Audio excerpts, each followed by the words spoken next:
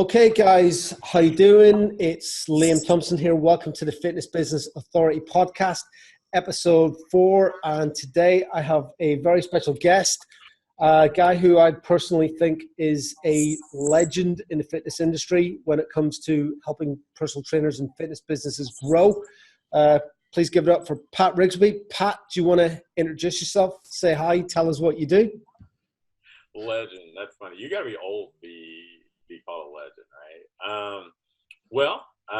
I help fitness entrepreneurs build their ideal business, but I guess to give that a little bit more context, I've been working in the entrepreneurial world for about 15 years, starting, I guess it's been about 30 businesses now in the fitness industry. Everything from single location studios and health clubs to starting a franchise with about 275 locations, equipment companies, certification companies, you name it.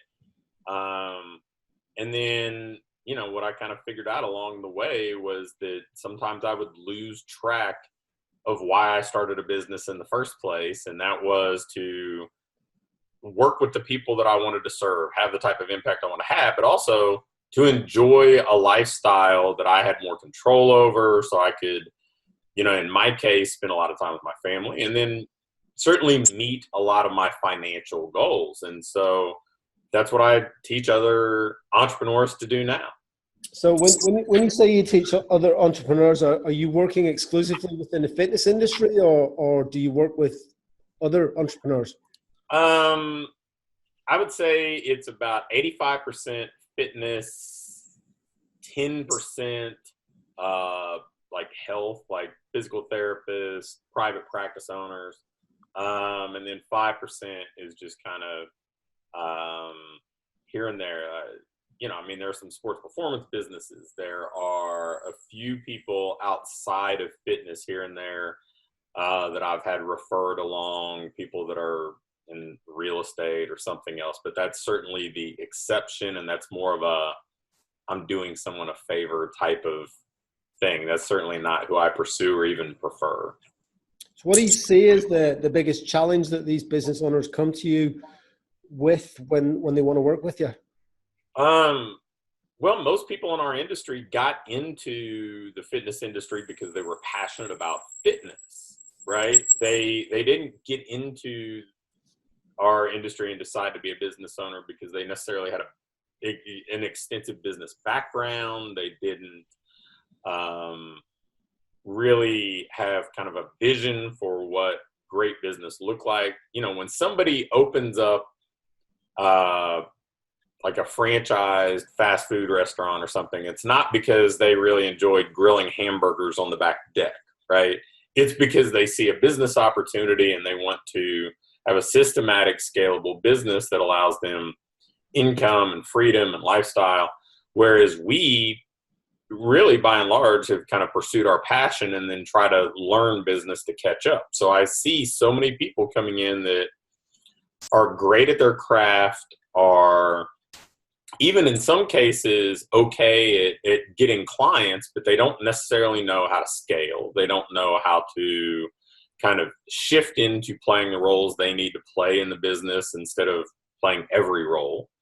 And then in some cases, they're probably, like you see as much people who aren't particularly good at lead generation or conversion. So, it's just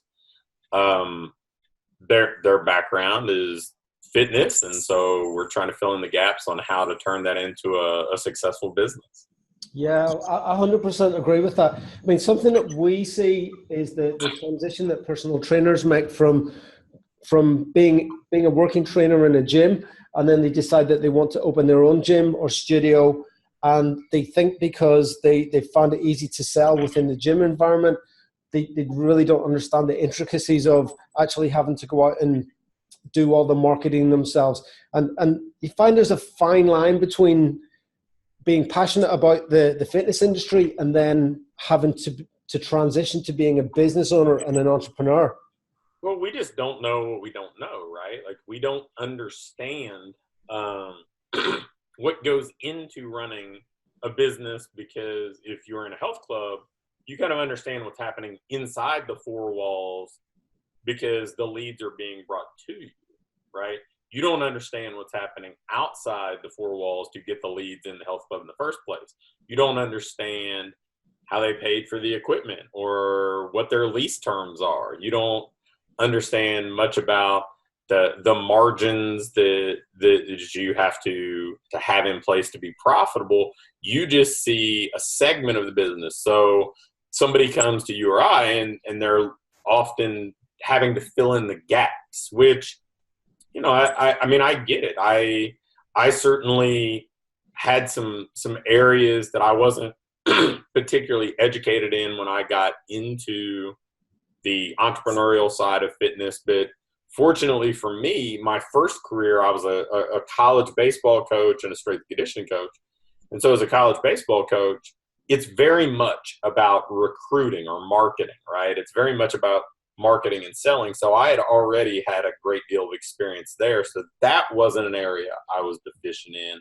Some of the other stuff internally, um, just the financial side of it, the understanding of how to negotiate leases, that sort of stuff. I didn't really have a great deal of experience there, but a lot of people don't even have that kind of prerequisite marketing knowledge. Yeah. I mean, you said when we were having a chat beforehand that you've had 30 businesses. I mean, that for me that's entrepreneurship right there. It's a little overwhelming looking Yeah. back. But it's been probably a testament to, you have some success in one area and then it just opens doors to other areas. They've all been kind of interrelated or interwoven in some way.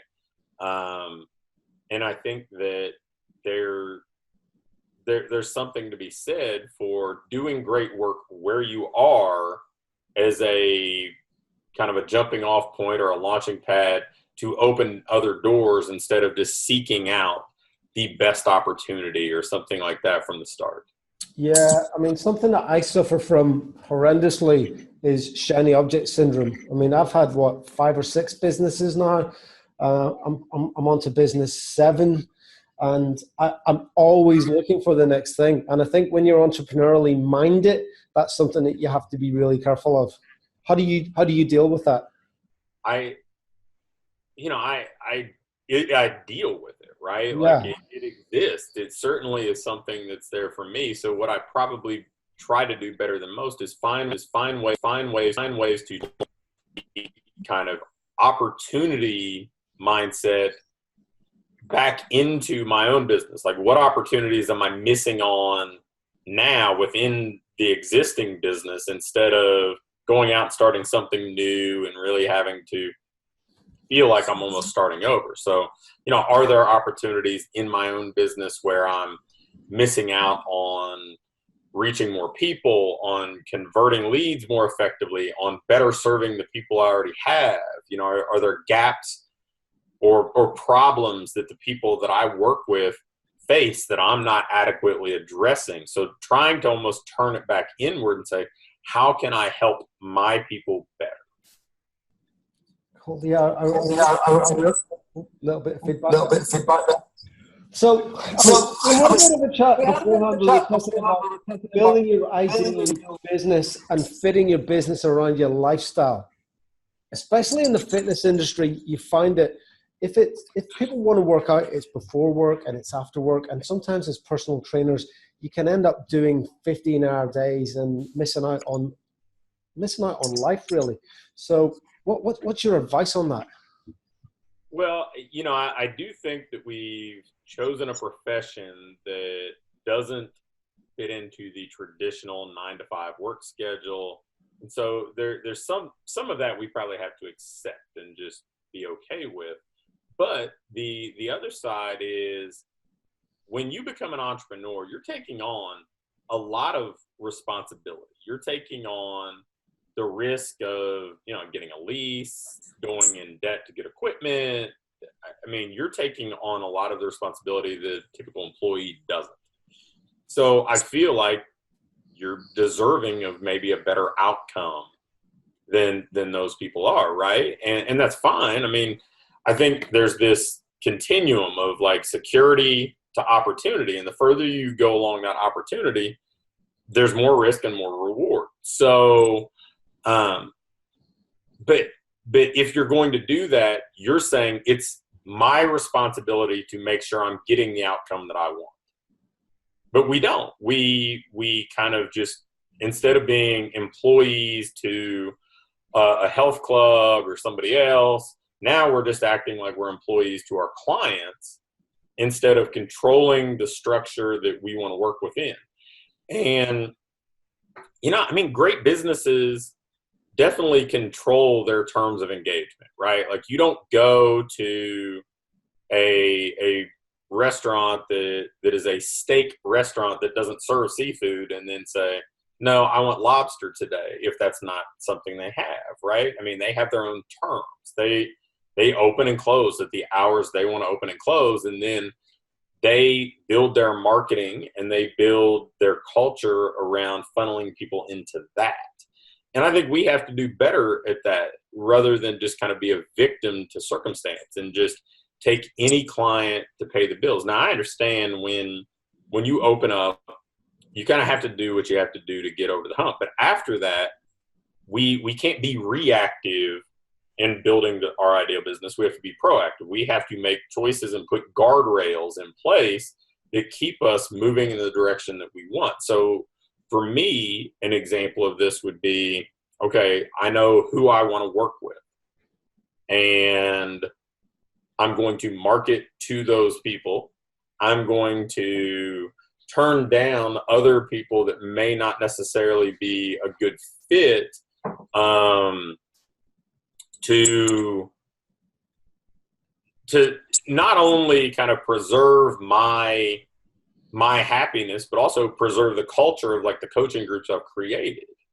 So I think that sometimes it's saying no to opportunities and saying no to people, and then identifying our schedule. One of the things that never make much sense to me would be like, we're very comfortable scheduling an hour to train a client, but we don't schedule time to spend with our family or to take care of ourselves or whatever else. I'm like, man, we've got this backwards. We should probably be scheduling some of that stuff first. And I'll tell you where this really hit me, right? I have a 16-year-old and a 7-year-old. And I would look at the 16-year-old, and this was back when maybe the 7-year-old was 3. And so they were a little bit younger. And I'm out doing some stuff with him, and I'm like, man, you know what? When he turns 4, I don't get 3 back. I don't get a do-over. Yeah, he's still going to be my son. I'm still going to be able to spend time with him, but he's going to be different. He's going to be at a different stage of life. So I'm going to miss out on some of these experiences. And I had to kind of look in the mirror and say, what am I doing this for? Because I saw how quickly the 16-year-old went from that 3 to, 10, 13, 16 now. And, I'm going to build around them and make my decisions accordingly. And what I have found is that only has made my business stronger and more profitable, because I think when you establish those guardrails, you make better decisions. You basically have to think things through. Like, okay, is this going to be the best return on my time? Is this the person I want to work with? Wow, I absolutely love that. I remember my very first day as a personal trainer. I joined a commercial gym in Manchester in the north of England, and my first mentor or coach was a guy called Rick Moylan. He's a boxing coach, and one of the very first things he said to me was, "Do not let your clients see your diary. You need to be in control of your diary, because if they see it, they'll go, actually, you've got some spare time there. Can't you fit me in there?" And that was one of the best pieces of advice that I ever got from anyone. and that was on day one. So I've always tried to be in control. And then as I started my other businesses and moved away from personal training, I actually only would see clients on a Tuesday and a Thursday. So that gave me the other day. So I had 1 day to work on my business, 2 days in my other business, 2 days working on my boot camp and my personal training. So I think that's great advice. And what you said earlier about time flying, my 15-month-old son is growing up so fast that it's scary. It just seems like yesterday since he was born. And now he's running around. He's nearly talking. It's just so scary how fast they grow up, and it's the stuff that you really don't want to miss out on. Yeah, we have to think of time as something we invest, not something we manage, right? And so that time's going to go somewhere. What do we want back from that? For me, at this stage of my life, it's, I want to raise happy, healthy kids who are prepared to go out and enjoy their own life probably first. And then I want to work with people who kind of energize me. And I feel like, man, I'm adding value to their life and I love being in the room with them. Personally, professionally, that's a fit for me. Now, I'm not the person that would tell everybody else how to lead their life, but they need to figure out where do they want to invest their time and who do they want to invest it in, and start making decisions literally today to move in that direction. Like, you can't change everything today, but you can certainly take a step today. I think it depends where you are in life. If you're listening to this and you're a personal trainer and you're in your 20s and you're single, you can do your 15 hours a day in the gym because that's the environment that you probably thrive in. Once you get married and then once you have kids, your priorities change. And your business decisions changed. I initially moved out of the fitness industry because I got 3 years ago, really, because I got injured in a car crash. And I personally felt I didn't want to be an older trainer. And that's why I moved away. But it wasn't just that. It was also because my time was being dragged in other places and my priorities changed. So how do you get business owners to deal with that? Is it about, because you can't just manage time, I don't think. I think you have to manage your priorities because you can't do anything about time. So when I work with somebody to build their ideal business, I want to identify like what they actually want from their business, because it's not, hey, I want 200 clients. It's not, I want $400,000 in gross revenue. It's what we're perceiving those things will give us, right? So I want to dig in and find out what those things are. And then I want to identify kind of where somebody's strengths are, where their unique abilities are, if you want to use a Dan Sullivan term. And I want to kind of marry those things together so we can get to that desired outcome, playing to our strengths as much as we can. So realistically, we're probably not going to be able to spend 100% of our time on our strengths, but we can certainly look and identify and like maybe do an audit of where we are, and we'll find that, and I'm spending 30-40% of my time doing the stuff that I'm really good at and I really enjoy. Well, how can I make that 70% of my time, 80% of our time? And then when you figure that out, typically you can move faster. And those are usually the higher return activities in most businesses. But then from the other end, if you tell me what is important to you and why you're doing this, it's pretty easy. We can just look at your calendar and we can look at your bank account and say, well, according to what you're telling me, this isn't matching. You're not spending your time and your money on things that you're saying are important to you. So how can we start to make those changes? If you're telling me that spending time with your family is really important, but you haven't taken a vacation in 3 years, well, then we need to book a vacation and we need to reverse engineer how we can go do it. See, a lot of people get into this point in business where they're afraid to change and they feel like they have to play the victim. I had this client a while back who had always been the kind of owner operator, and he was doing about 32 hours a week of training sessions, and he was pretty well compensated. He was in a more affluent market, and he wanted to just take his son to one practice a week. After school, his son was going to join this new sports team, and he wanted to take him to one practice a week. And so he rearranged his schedule a little bit, and he was panicking about it. He was just mortified about the thought that, wait a minute, my clients aren't going to be okay with this. And when he found out they were, it was like this weight of the world lifted off his shoulders. A year later, he's training 6 hours a week, earning the exact same amount of personal income, because he now saw that he didn't have to play victim within his business, and he actually could be in control if he would choose to be. So it's a mindset shift. Yes. It starts with a mindset shift. It starts with one small behavior change or one small action, and starting to accept that, wait a minute, I'm painting this scenario in my mind that isn't what actually is going to happen. And now I have some proof that that isn't what happened. Yeah, and the scenario in your mind is always way worse than what actually happens. Yes. So I mean, what's the first piece of advice you'd give someone when they come? So obviously you're going to sit them down and find out what they want. Do you then get to do them something like a perfect day exercise, or it's look at business goals? You know, it's more, tell me what you actually want personally and professionally. Let's identify your goals 12 months from now, because 12 months is a tangible time frame that I can feel, right? It's not a 10-year goal. I mean, who knows?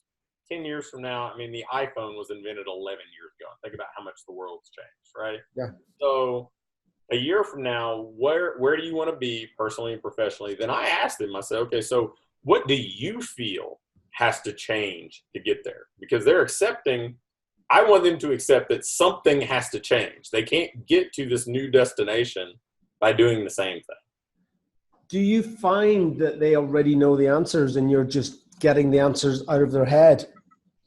Sometimes they know the answer, and sometimes they are avoiding the answer because they're kind of afraid of what the answer is, right? It's very easy to say, well, I need more leads, because that's an external thing. But if they look inside and they're like, well, wait a minute, my retention, I'm only retaining 88% of clients month over month. So maybe I need to do a better job here, right? So sometimes they're avoiding the answer. So they probably do know it, but they're kind of deflecting to this outside thing where it's somebody else's fault.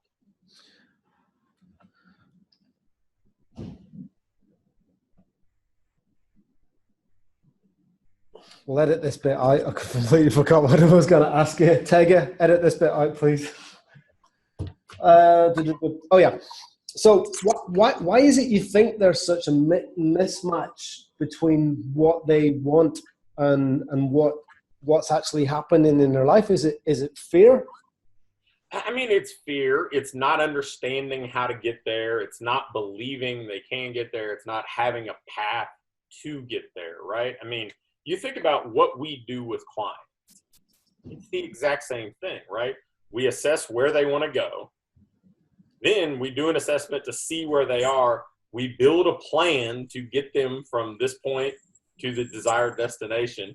And then we guide them down that plan, and we course correct when we need to. It's the exact same thing, but we don't apply that to ourselves. We're reactive. We say, oh, wait a minute. I saw this thing on Facebook about how to do lead generation, or I had somebody cancel today, and so I'm in a panic. I need to go get new clients. But if our clients did that, we'd be mortified. We'd say, what are you doing? You have a plan, just follow it. And what happens if the plan doesn't work today? Well, you know what? Get back to the plan tomorrow. Yeah, that's really funny, because I had a session with my own coach this morning, and I asked her, why is it we struggle as coaches ourselves to take the same advice that we give to clients?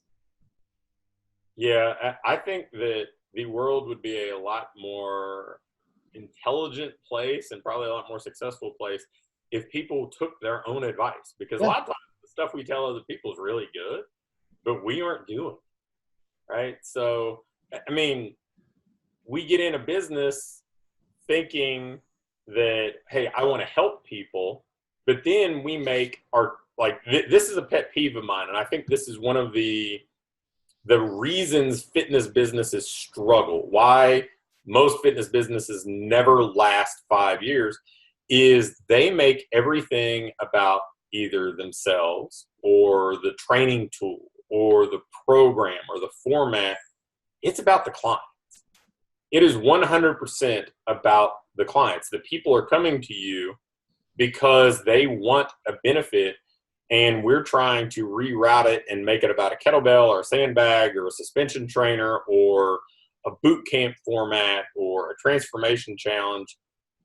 Man, it's about the client. So if we keep them in front, if we make them the priority, we're going to be better off. If we understand what they really want from us too, that's going to matter a lot. And I will tell you, what they really want from us is not what they say they want. It's not what we think they want. And it's going to see, like, the people watching this are going to say, man, he's off his rocker, but they just want to be happy. That is it.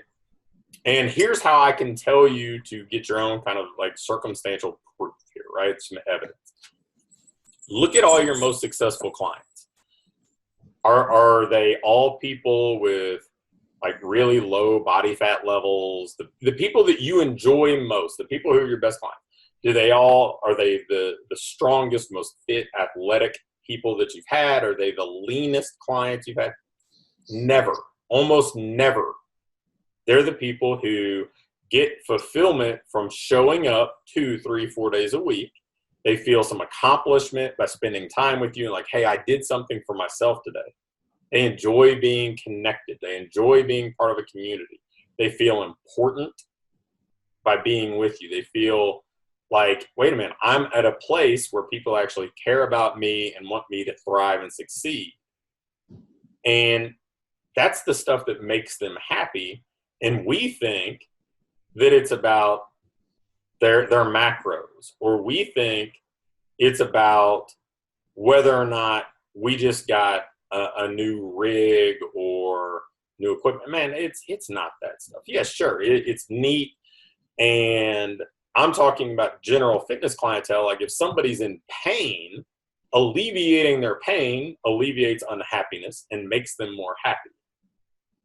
Because if you're in chronic pain, it's tough to be happy very consistently. But on average, our best clients are getting something more from what we're doing than improving their body fat percentage or whatever else. They're getting some real tangible benefits that are more probably internal and emotional, and we miss it, right? But that's what it's supposed to be. If we're going to be client centric, how do we make them happier?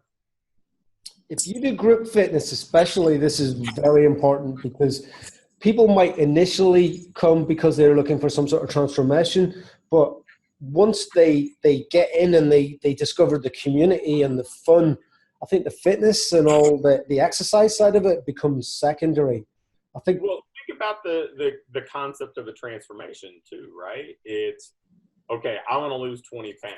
Well, why? Because I think I'm going to be happier when I lose 20 pounds. Yeah. Right? There is an assumption, just like a trainer, assuming, well, if I get to 200 clients, that means all my problems are going to be solved. I'm going to have enough money in the bank. I'm not going to have this fear of overdrafting my bank account. I'm not going to have any problems paying my mortgage or whatever. So they're making some assumptions about what's going to happen for them when they reach that goal. And it's usually about like, look, I'm not happy with where I am in life right now. And being around you makes me happier. So if we want to build a successful business for the long term, we have to keep that at the forefront, right? I mean, if we think about the businesses that have done really well, we can kind of laugh at, like, for years, Curves was a big thing here in the States. I mean, there were over 13,000 Curves locations. All it was decondition women who were unhappy going to a gym and feeling like they were judged. And now you're saying, well, no, you can come here and nobody's going to judge you. It's not going to be, you're not going to worry about men judging you, fit women judging you. You get to come here and you're not going to be unhappy. And so like from there to Zumba, which is like margarita night, it's all stuff that's designed to make people happier. That's where movements occur. That's where rapid growth happens. And we should learn from that. I'm not saying we have to mimic anybody's training methodology, but we should learn that people will choose an inferior technical solution if it makes them happy. Yeah, we have, I don't know if you guys have Slimming World in the States. I know you've got Weight Watchers, but we've got, in the UK, we've got a program that's very similar to Weight Watchers called Slimming World. And in all of their adverts, the headline is Live Happy. Yeah. They don't talk about weight loss.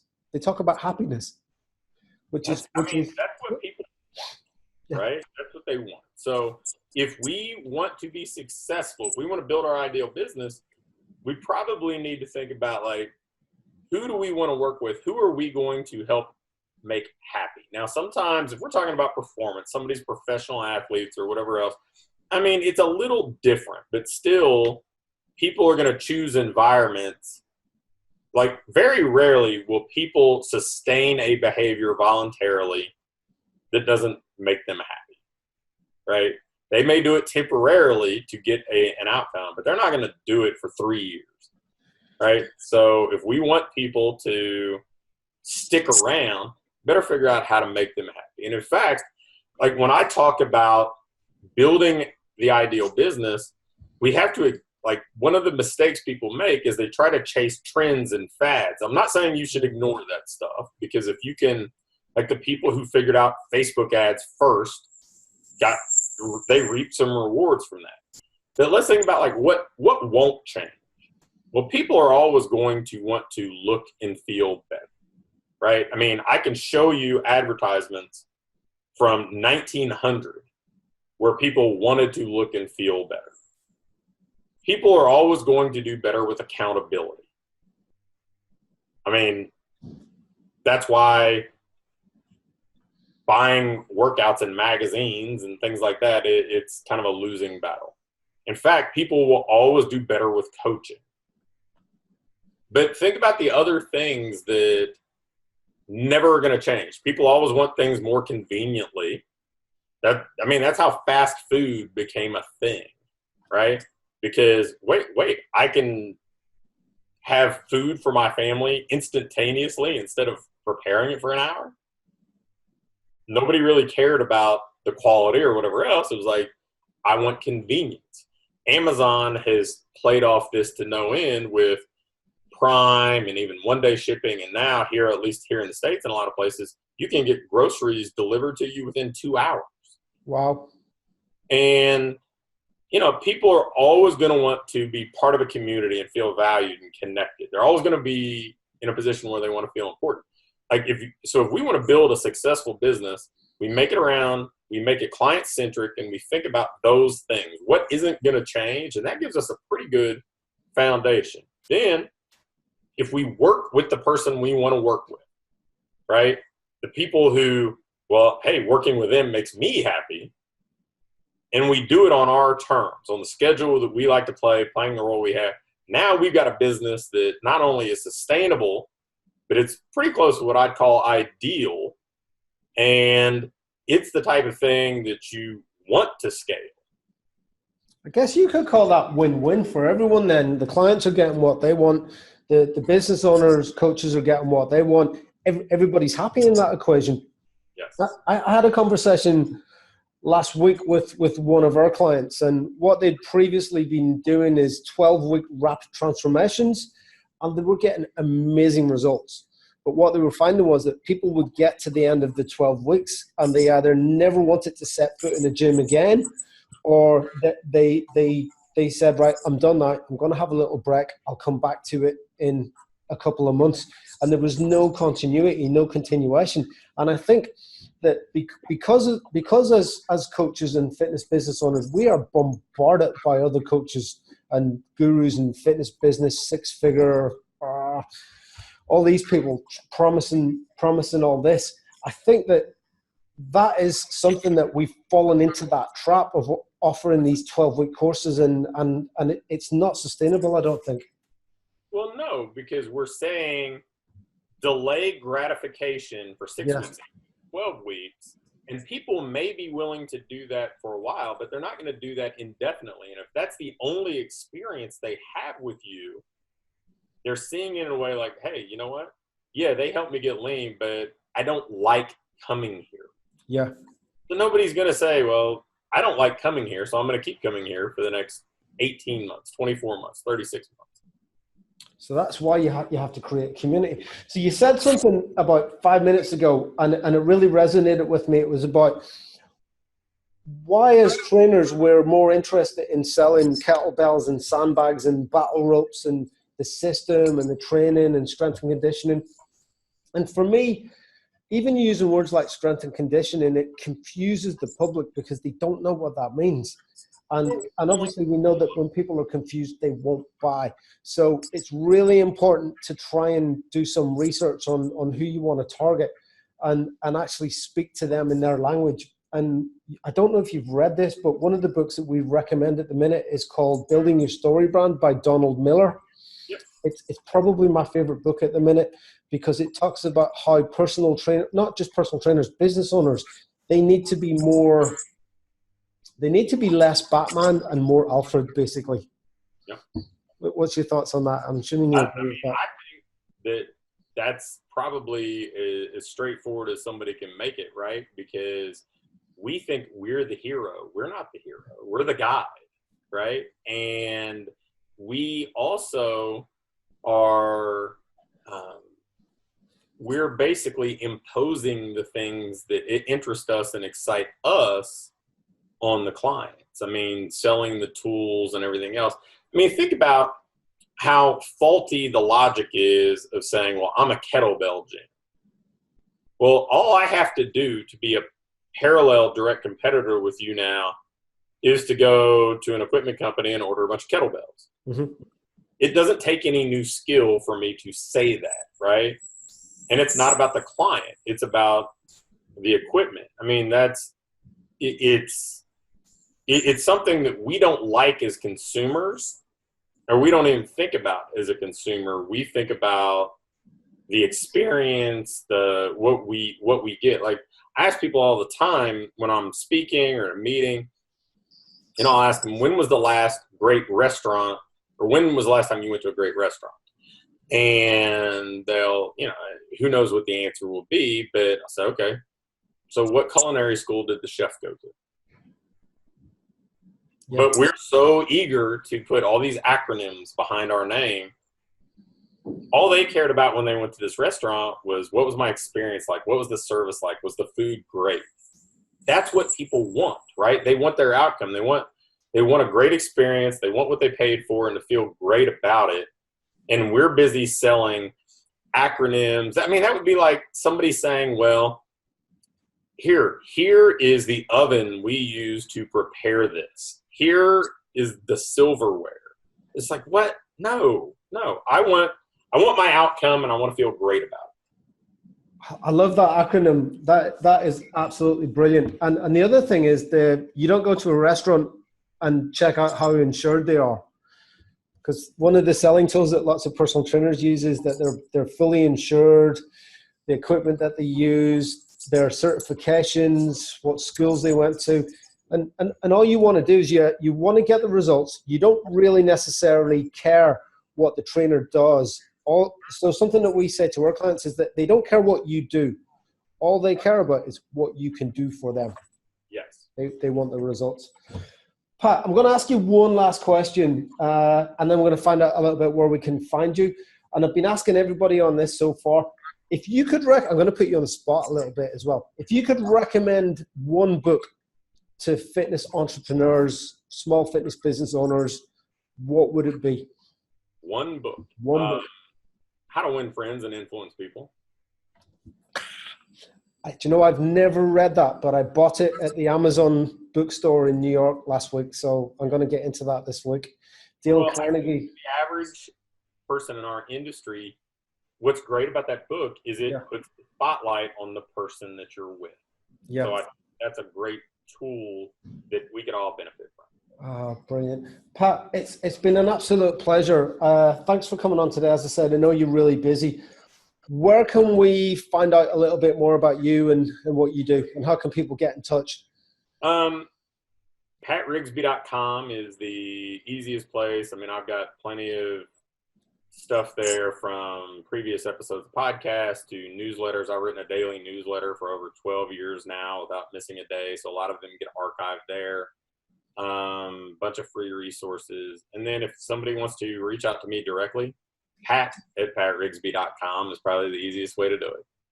Okay. Guys, you've been listening to Fitness Business Authority Podcast. Thanks for listening. This is episode 4. See you guys next week. Thanks.